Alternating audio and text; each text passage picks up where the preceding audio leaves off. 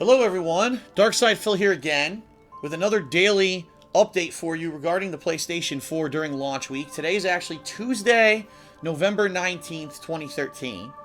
And here in North America, we've had an interesting week with the PS4 launch. Seems like every day something new is being discovered, something different is happening, something's updating. Today's major update that I have for everyone is that we've got a major improvement here to the PlayStation 4's menu, dashboard, per se, whatever you want to call it. Sony officially is calling it the PlayStation Dynamic Menu.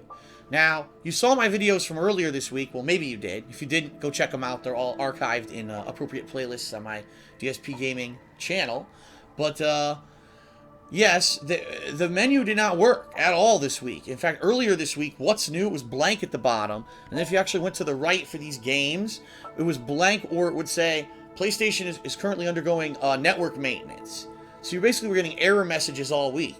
Well, here we are, finally on Tuesday, and guess what? It actually works. So what I want to do is very briefly walk through this with you guys and show you what the PlayStation Dynamic Menu is, so that you understand what exactly to expect coming up. Alright, so here you go. First of all, what's new seems to be an interesting mishmash. Now, what you see here is a combination of what it looks like,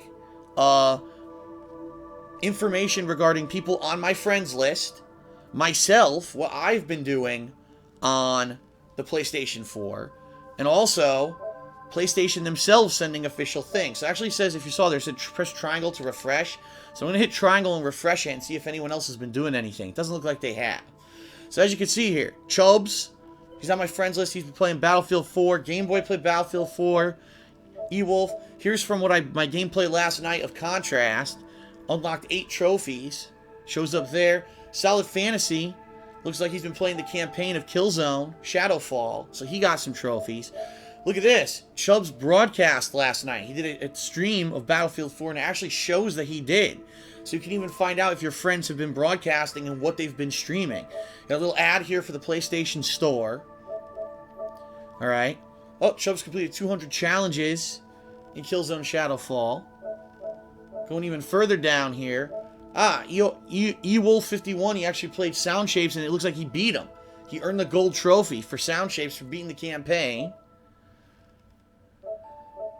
Going even further down, you can see stuff here. Now, this is what's cool. Look at this. So, if you remember, yesterday, I was playing Knack, and during my gameplay of Knack, I was actually taking pictures of my gameplay via the screenshot capture feature of the PlayStation 4.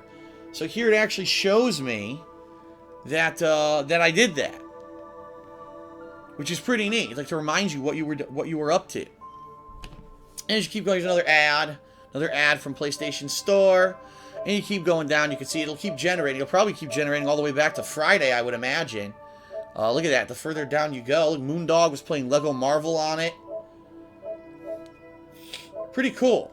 Look, and it keeps going. So there you go. Played Resogun. That was, what, damn, I haven't played Resogun in days. So there you go. Need for Speed Rivals. Yeah, it does go back to Friday. So basically, it's going to be a dynamic generating dashboard that shows you the activities of yourself, your friend. Look, here yesterday in Knack, I constructed an item called the Time Dilator. It shows that. So it's pretty interesting. I mean, you haven't seen anything like this before on a console that's that interactive. Now, in addition to that, for every single game, you're actually going to have its own individual mini dashboard. So here for Battlefield, they're advertising their Battlefield Premium, EA Help Center. If you actually go down to Overview, it says recent activities and related items. And it doesn't list anything yet. And I get the feeling it doesn't list anything because this just went live today. So I'm hoping that after I play some Battlefield 4 online today, this recent activities will maybe update and say, oh, Phil hit this level and did this in Battlefield 4. But as of right now, it doesn't seem to have that data available. Okay? So for each game, as you can see, it has this.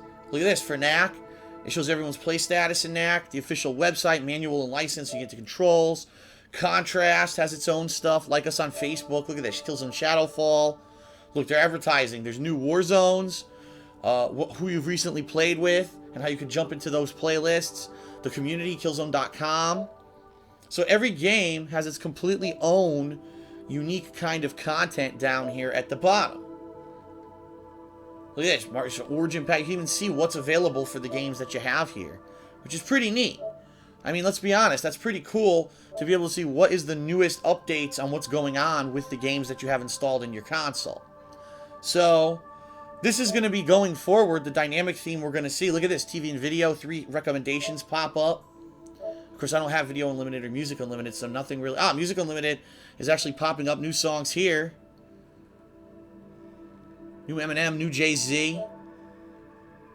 Live from PlayStation. I guess you want to start streaming, you can do that. There's your internet browser and your library.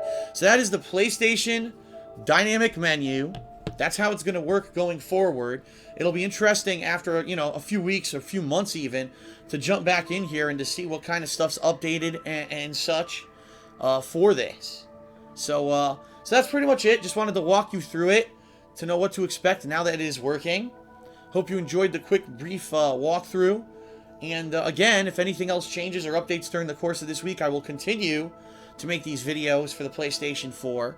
And I'll be doing very similar coverage of the Xbox One once that launches this Friday in North America. So thank you for watching, and I will hopefully see you for more stuff later.